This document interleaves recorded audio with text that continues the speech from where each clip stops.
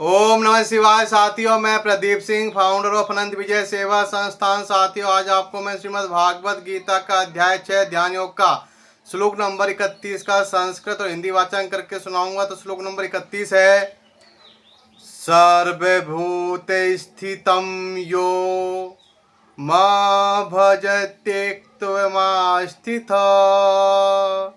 सर्वथा वर्तमानोऽपि स योगी मयि वर्तते। इसका हिंदी अनुवाद है, भगवान श्री कृष्ण अर्जुन से कहते हैं, हे अर्जुन, जो योगी मुझे तथा परमात्मा को अभिन्न जानते हुए परमात्मा की भक्ति पूर्वक सेवा करता है, वह हर प्रकार से मुझ में सदैव स्थित रहता है।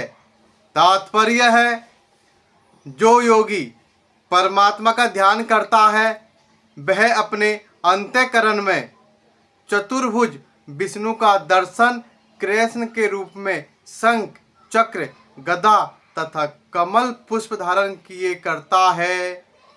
योगी को यह जानना चाहिए कि विष्णु कृष्ण से भिन्न नहीं है। परमात्मा रूप में कृष्ण जन जन के हृदय में स्थित है।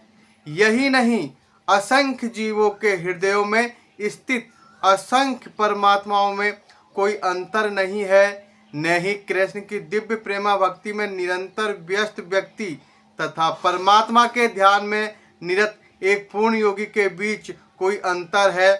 कृष्ण भावनामृत में योगी सदैव कृष्ण में ही स्थित रहता है, भले ही भौतिक जगत में वह विभिन्न कार्यों में व्यस्त क्यों न हो। इसकी पुष्टि श्रील रूप गोस्वामी कृत भक्ति रसामृत सिंधु में हुई है।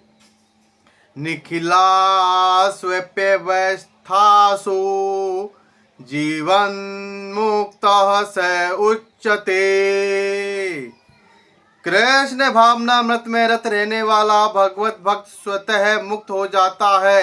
नारद पंचरात्र में इसकी पुष्टि इस प्रकार हुई है, दिक्काला धनवच्छिने कृष्णे चेतो विधाय च तन्मयो भवति क्षिप्रम जीवो ब्रह्मणि योजयेत। देश काल से अतीत तथा सर्वव्यापी श्री कृष्ण के दिव्य रूप में ध्यान एकाग्र करने से मनुष्य कृष्ण के चिंतन में तन्मय हो जाता है और तब उनके दिव्य सानिध्य की सुखी अवस्था को प्राप्त होता है। योगाभ्यास में समाधि की सर्वोच्च अवस्था कृष्ण भावनामृत है। केवल इस ज्ञान से कि कृष्ण प्रत्येक जन के हृदय में परमात्मा रूप में उपस्थित है, योगी निर्दोष हो जाता है। वेदों से भगवान की इस अचिंत्य शक्ति की पुष्टि इस प्रकार होती है, एको अपि सन बहुधा यो अभवाति।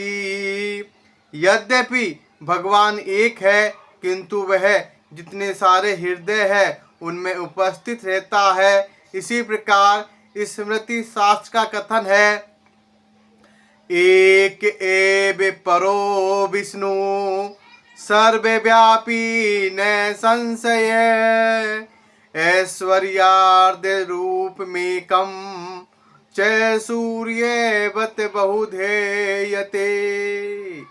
विष्णु एक है, फिर भी वे सर्वव्यापी है। एक रूप होते हुए भी वे अपनी अचिंत्य शक्ति से सर्वत्र उपस्थित रहते हैं। जिस प्रकार सूर्य एक ही समय में अनेक स्थानों में दिखाई देता है।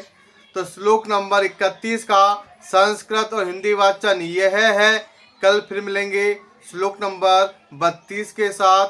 ओम नमः शिवाय साथियों, धन्यवाद।